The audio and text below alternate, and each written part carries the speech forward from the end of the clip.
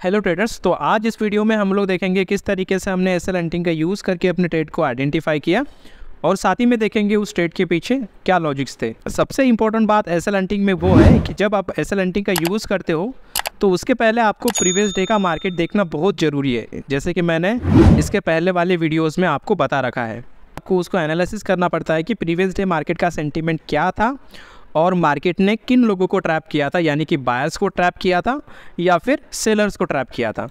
तो उसके लिए हम लोग प्रीवियस डे का डेट सिलेक्ट कर लेंगे। प्रीवियस डे हमें ये बता रहा है कि मार्केट रिजेक्शन के साथ ओपन हुआ और रिजेक्शन लेते हुए उसने क्लोजिंग प्राइस का जो ब्रेकडाउन किया और नीचे की तरफ वो क्लोज हुआ। और इसी क्लोजिंग प्राइस के ब्रेकडाउन को देखते हुए हमने एक बाइंग की एंट्री बनाई थी कल की डेट में इन सेलर्स को ट्रैप करने के लिए। तो कल सेलर्स ट्रैप हुए थे। साथ ही में मार्केट का अगर सेंटीमेंट देखा जाए तो मार्केट का सेंटीमेंट क्या था, बुलिश सेंटीमेंट था।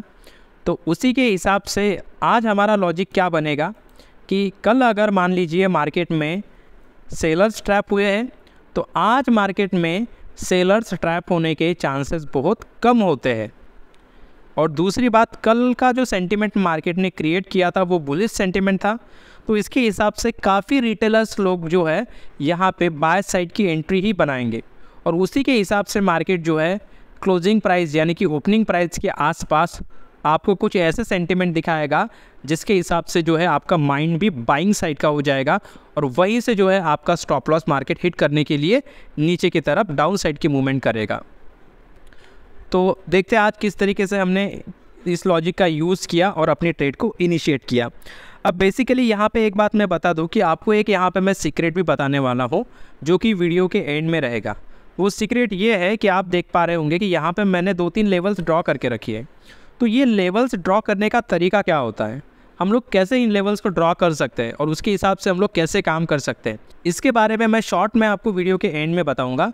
तो उम्मीद करते हैं कि आप सभी लोग इस वीडियो को एंड तक ज़रूर देखोगे। तो हम लोग यहाँ पे देखेंगे जो मार्केट सुबह ओपन हुआ, देखो प्रीवियस डे का मार्केट का सेंटीमेंट बुलिश है तो उसके हिसाब से आज हमें बिल्कुल बुलिश की एंट्री नहीं बनानी है। इस बात को हमें ध्यान में रखना है। मार्केट अगर बुलिश की डायरेक्शन दिखाएगा तो हमें कंफर्म हो जाना है कि मार्केट यहाँ पे कोई ट्रैप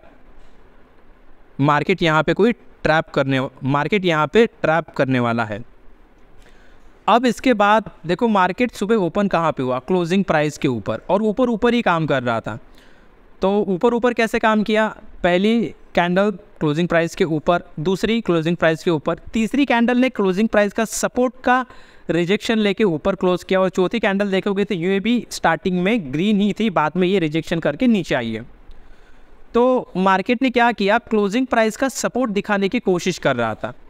और मैंने आपको एक बात बताई है क्लोजिंग प्राइस की कि जब भी मार्केट क्लोजिंग प्राइस के ऊपर काम करेगा वहाँ पे बायर्स इंटरेस्टेड होंगे और उन लोगों के स्टॉप लॉस कहाँ पे होंगे, नीचे, और मार्केट उनको हंट करने के लिए नीचे आएगा।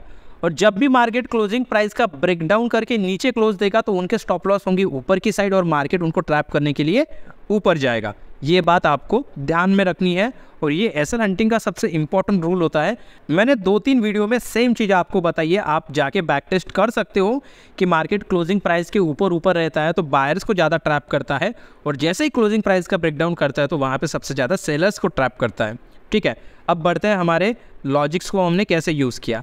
हमने देखा मार्केट क्लोजिंग प्राइस के ऊपर ओपन हो रहा है, ऊपर सस्टेन कर रहा है और उसके बाद में क्लोजिंग प्राइस का रिजेक्शन भी ले रहा है। तो हमने इसी चीज़ को देखते हुए हमारी एंट्री हमने इस कैंडल के रिजेक्शन जैसे ऊपर से ले रही थी, यहाँ पे हमने अपनी एंट्री को इनिशिएट किया। हमारा 57-58 पॉइंट का स्टॉप लॉस था और हमारा जो टारगेट था वो करीब टारगेट हमारा था इस लेवल के आसपास, इस मार्केट के सपोर्ट के आसपास, जो कि बन रहा था 107 पॉइंट का। तो ये टारगेट हमारा इजीली मार्केट ने जो है हमें अचीव करके दिया। अब बात करते हैं उस चीज़ की जिस चीज़ का आप वेट कर रहे हो, जो कि है कि इन लेवल्स को कैसे ड्रॉ किया जाए एसएल हंटिंग के हिसाब से। अब देखो सबसे पहले इन लेवल्स को ड्रॉ करने के लिए मैं इनको हटा देता हूँ एक बार ताकि आप लोगों को अच्छी तरीके से समझ में आ जाए। अब बेसिकली यहाँ पे अगर आप देखोगे तो कोई भी लेवल्स नहीं है। लेवल ड्रॉ करने के लिए आपको जाना है 15 मिनट के टाइम फ्रेम में।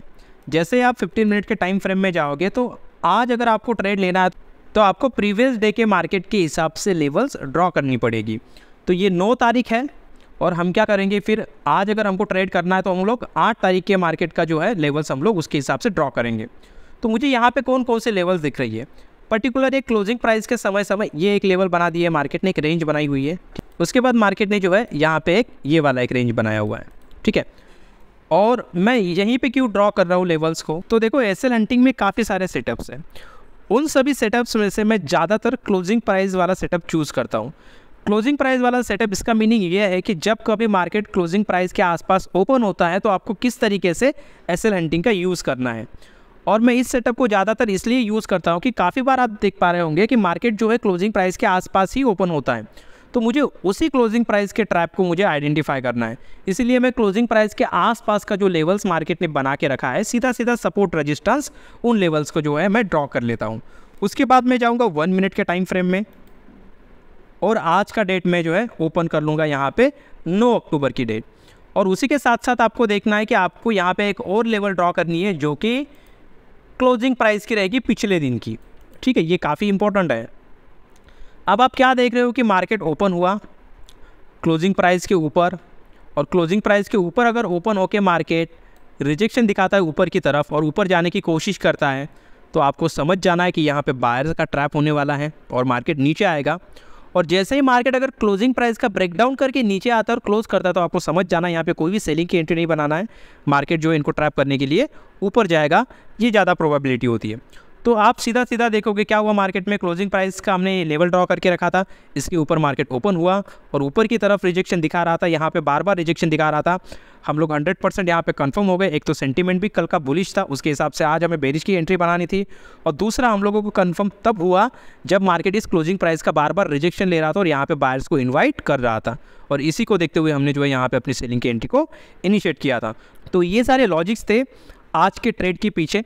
आगे अगर आप देखोगे तो मार्केट ने लेवल्स को फॉलो किया, इस लेवल का ब्रेकडाउन दिया ताकि काफ़ी सारे सेलर्स यहाँ पे ट्रैप हो पाए, और हुआ वैसे ही, मार्केट ने इन सेलर्स को ट्रैप किया और ऊपर की तरफ निकल गया।